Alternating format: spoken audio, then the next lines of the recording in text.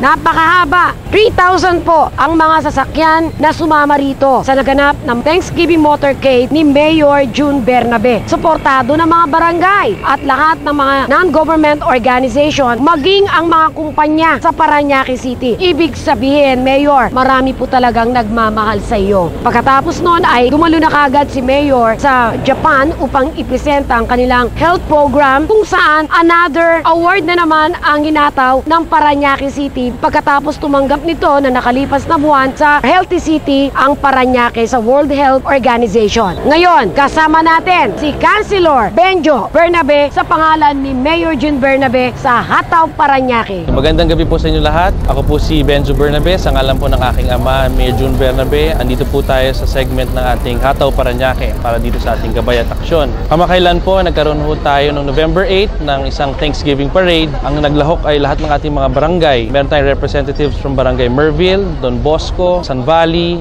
BF, San Antonio, Moonwalk at San Martin de Porres. So, nabigyan ng full support ng ating mga barangay captains at napakahaba ho ng ating ganap na motorcade kung saan ay may estimated 3,000 participants po ang sumali. Ang dami po ng ating sasakyan, hindi na humabilang. Nag-participate po ang ating mga iba-ibang kumpanya sa ating Parañaque. Andyan po ang ating teleperformance, iba-ibang mga NGOs na nakihalok sa ating Thanksgiving Parade. Pasalamat at pagbati sa ating buting mayor sa kanyang paggaling. Ito po yung kanyang comeback. Papakita sa mga tao na fully recovered na po siya at nabigyan na po siya ng clearance. Kaya ang ating mga barangay at ang mga barangay captains at lahat ng ating constituents ay nagbibigay pugay dahil sa kanyang pagbabalik. Nandito po ang kaganapan.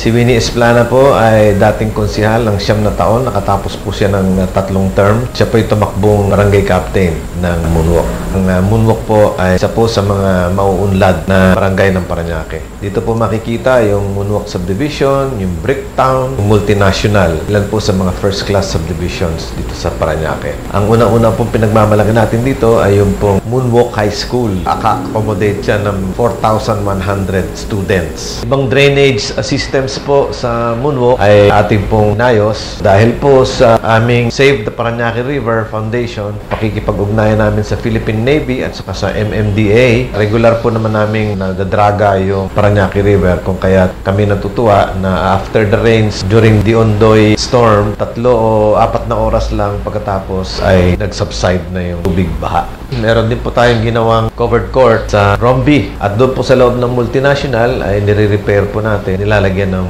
bubong kanila pong basketball court. Regular ang koleksyon namin ng basura sa Moonwalk. Sa kanilang health center, meron po tayo dental chair na bagong padala dyan. High-tech po siya. Tunghayan po natin si Barangay Captain Winnie Esplana.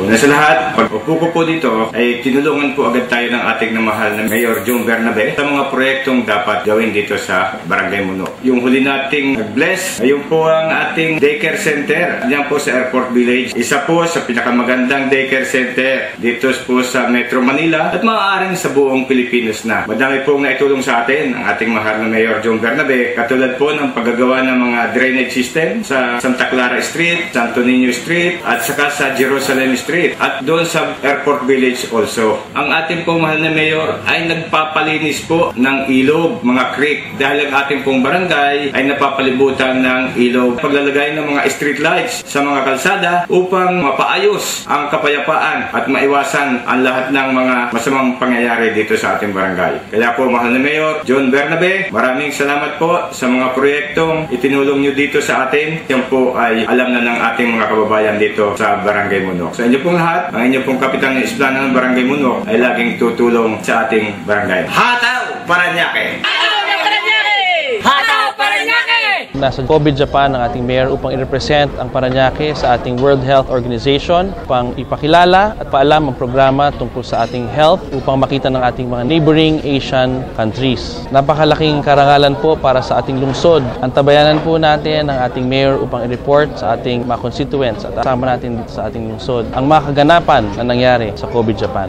Sa World Health Organization. Samantala po ang ating mga programa para sa ating Youth and Sports Development Office for this month, ang ating gaganapin na November 15 fight, ating Manny Pacquiao versus Cotto ay gaganapin sa 5 venues sa iba-ibang barangay dito sa ating lungsod. Barangay Baclaran, San Dionisio Gym, sa San Isidro Fortunata Gym, San Antonio Gym at Don Bosco Gym. Manood po kayo, available po ang ating ticket sa ating City Hall. Magpunta lang po sa aming tanggapan upang makapagbigay kami ng libreng tickets. Ito po ay live Manny Pacquiao versus Cotto na gaganapin sa November 15. Sa November 30 po, isa sa mga mahalagang araw para sa ating lungsod. Ito ay sineselebrate natin ang Foundation Day ng Parañaque City sa araw ng November 29. Kakaroon tayo ng parada sa ating Sukat Road at susundan po ito ng